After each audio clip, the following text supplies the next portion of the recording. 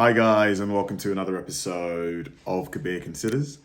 In this video, I'm going to react to when a killer gets manipulated into confessing. Now, I'm like, if you've, committed murder and you get taken into the interrogation room, I imagine that objective number one is to don't say anything that can get you incriminated. Don't say anything that's going to give you up. Like, don't confess. Like, obviously, I imagine you who's watching the video will never find ourselves in this situation. So I just can't see how, unless the killer in this video was just really intellectually quite dumb and they just couldn't see how they were being pushed into that corner, or perhaps the detective who was talking to him just had so much evidence, placing him or her, the killer, into that position where they've got no choice but to confess. I'm really eager to see how they do this, because this has just got to be like a masterclass in interrogation. It's got to be really, really good. By the way, guys, if you enjoy the channel, check out the Patreon, loads of exclusive content. If you want to help the channel grow, please like and subscribe. Let's do it. You're not under arrest. Right. You're not in custody. You're Right. free to leave. So just want to make sure we're clear on that. Again, I appreciate you coming in. And Yes, sir. I can imagine you were probably getting tired of telling the story over and over and over again. The guy's making him feel so comfortable, like the way he's talking to him. But I would kind of like to start when you first met Michelle, Okay. because I know there's a lot of history there. Right. This is Mark Castellano, currently being interrogated at the Houston Police Department for the missing case of Michelle Warner, his ex-girlfriend. See. Michelle met Mark when they both worked for the same medical firm in 2008. Michelle, who was already a single mother, had her second child with Mark a year after they met. Right. Just a few months after Caden was born, Mark ended the relationship. When she found permanent employment at a law firm in 2012, she decided to ask Mark if he would agree to an arrangement. The arrangement involved her and Caden moving in with him, and Mark could help raise his son. Okay. They would live together, but not as a couple, just as Caden's parents. Interesting proposition. Like, if I imagine maybe she still had feelings for him. He agreed. That day, the 24th of September, Michelle never arrived at work, and her employer contacted her several times, but their calls went unanswered. That same day, Michelle's ex-husband contacted her brother, Dave Schiffon, to let him know that Michelle did not collect her daughter. David called Michelle, and when he got no answer, he called Mark.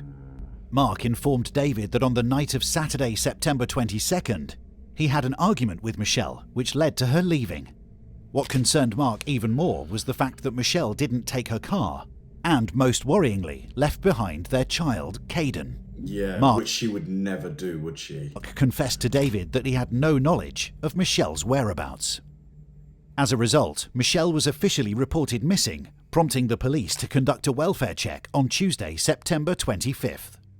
Unfortunately, Michelle was not found at her apartment. During the inspection, the authorities noticed the absence of hard drives from the computers, but no evidence indicated that Michelle had suffered any harm. Detectives noticed that Why would they be looking for hard drives?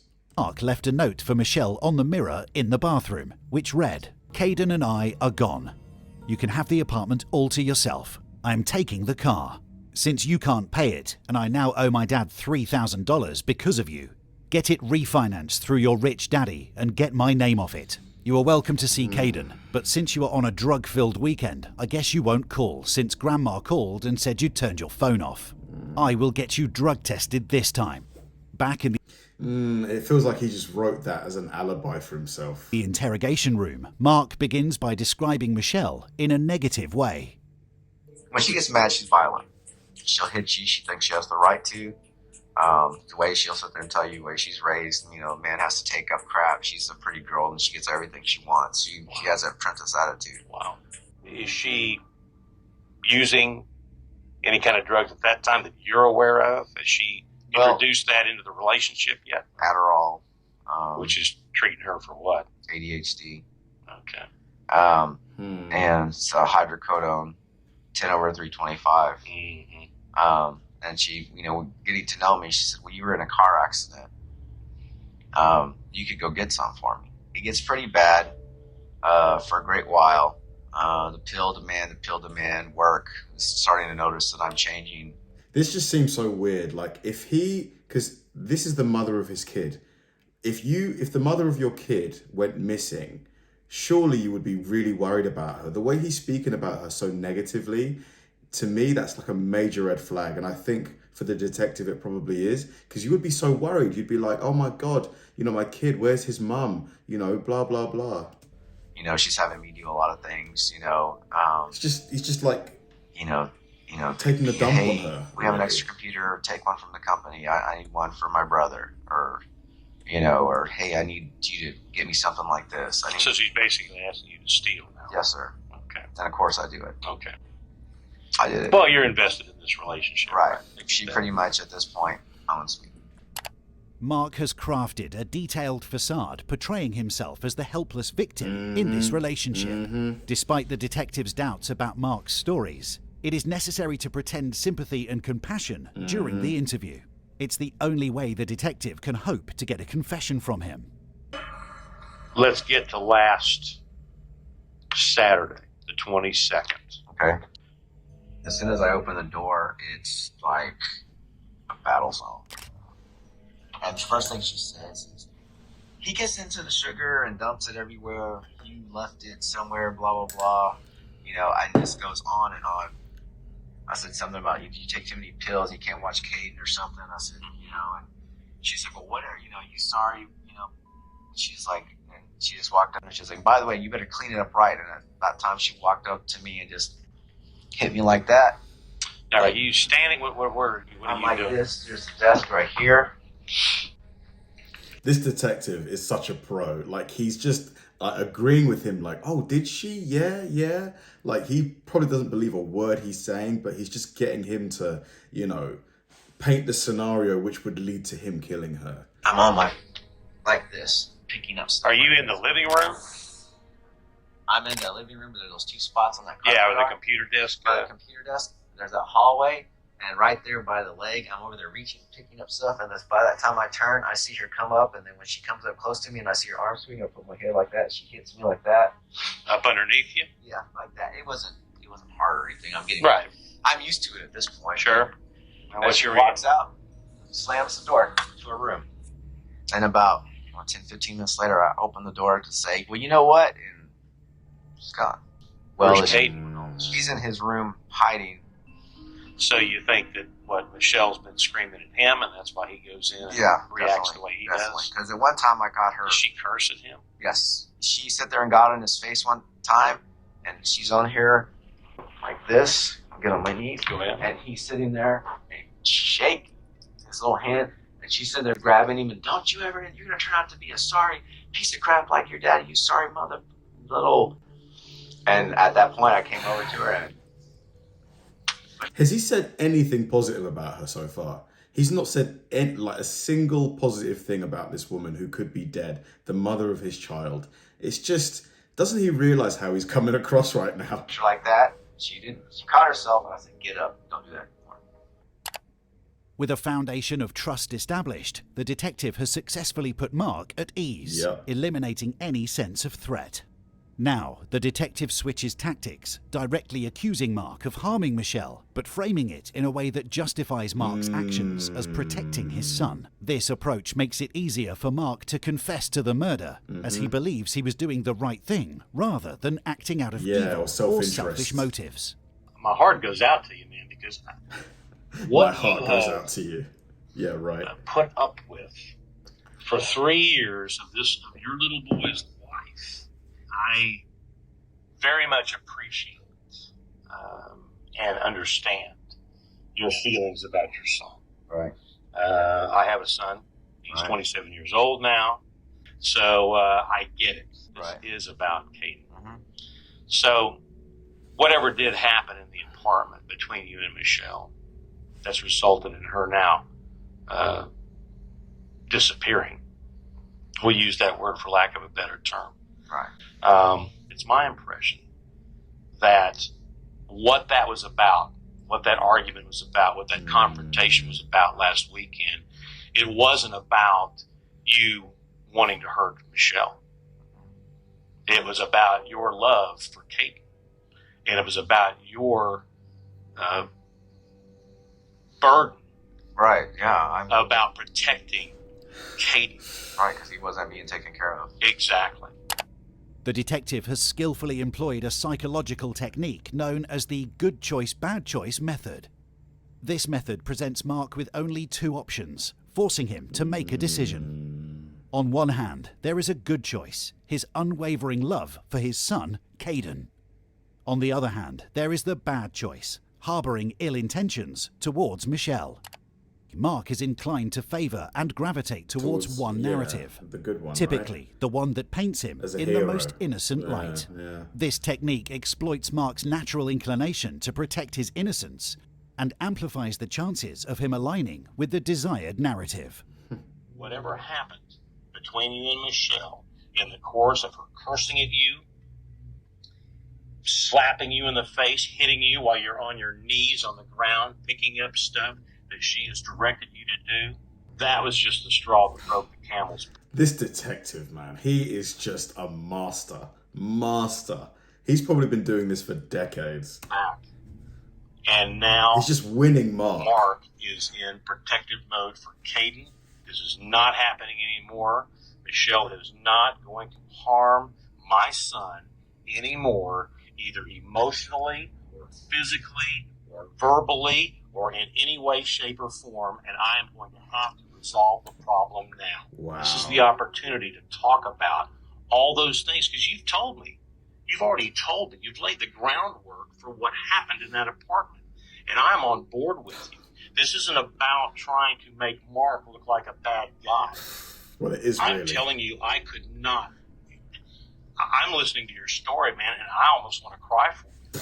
This guy, man, just chef's kiss. It's just, he's playing Mark like a fiddle. Like, he's got him on a little puppet string.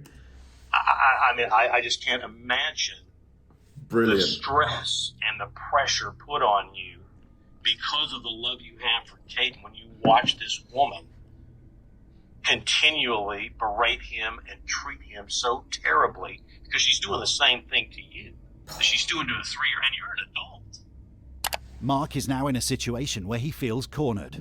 He has two choices: confess or stop talking and ask for a lawyer. We both know. Michelle did not walk out of that apartment. Oh my God. She did not walk out of that apartment. He's putting it on him. We both know it. We both know the circumstances under which whatever did happen, happened. I'm not wanting you to explain to me that you wanted to hurt Michelle. I want you to explain to me what you felt like you had to do to protect Kate. So I want you to be honest with me and tell me what happened. Wow. He's got him, man. He's got him. He has got She him. got up, and I got up, and she's getting dressed, and she's finishing up, and she's still yelling, and Caden's hiding.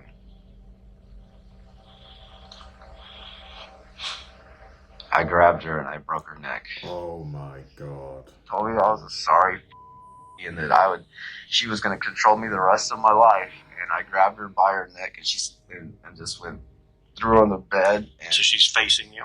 yeah, and I heard it pop, and then her tongue popped out, and that was it. Oh. I mean, I sit there and held it, and the time I realized what I did, she was dead. Damn. Dude, Look at me, man. Look at me. I'm sorry. Give me the death penalty, that's fine. Look, I deserve it. Mark. Look, I'm proud of you. I deserve it. Your life's not over with, Mark. Man, I mean, it kind of is. I mean, don't lie to him. Don't lie to him. Kind of show me in the room where she was. Like, Here's the bed. I mean, murder is murder. Here's a closet. Murder is Here's murder. that door going to outside. okay. I walked in, and that's when I grabbed her, and then I threw her on the bed right there. I know this is painful, but I wanted you to demonstrate for Brian what happened. I push her and then grab her and then fall down on the fall. I know you're not going to do it because I got my brother Phil here to help me out. All right. And then I sit there. And then what did she do? Well, when she fell down, I heard that, and then her tongue stuck out, and I just was. Police obtained surveillance footage from outside the apartment complex. He was seen on the footage in the early hours of Monday morning, the 24th of September. At 3:21 a.m., Mark dragged a large container to Michelle's car. He made several trips back and forth to the car at 5:41 a.m. and then left at 6 a.m. Large container, could that contain Michelle? Police searched the area around Mark's parents' home and found a number of items in a dumpster. They found a Pampers box, Mark's business cards, sunglasses, Michelle's credit card which had been cut up, and clothing, as well as a wad of black tape. During Mark's sentencing phase, his lawyer argued that his case was one of sudden passion.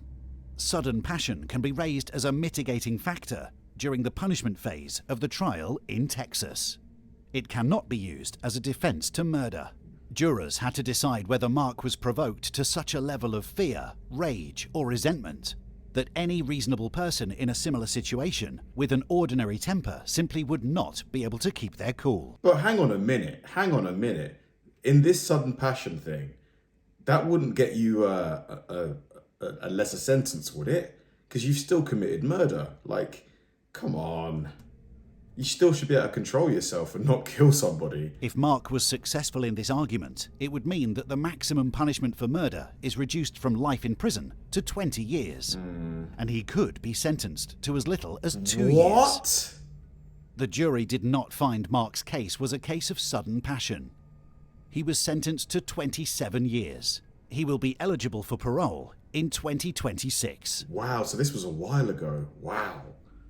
He's out in 3 years. What an absolute masterclass by Bill, the detective there. He was perfect. Obviously, the interrogation lasted much longer and we only saw the highlights perhaps, but the way he almost befriended Mark, made him trust him, because initially Mark was sat like this, and I've heard that when you cover your mouth, it's like a sign that you're uncomfortable or you're defensive. You could just see the body language in Mark just open up, become more casual, trusting of Bill. He almost forgot where he was. He forgot that he was in a police interrogation room for a moment there. And when he got that confession out of him, it was just, I don't know, was it Bill's amazing ability in interrogation, or do you think Mark was just tired? Do you think he just wanted to confess? I think maybe now it was a bit of both, because the way he spoke, he was so tired, he sounded so defeated. I think he knew that the jig was up, that he was just gonna, he knew that the police knew he did it. But still, amazing display of detective work and interrogation by Bill there. Well done, that man. Thanks for watching, guys, and I'll see you in the next one.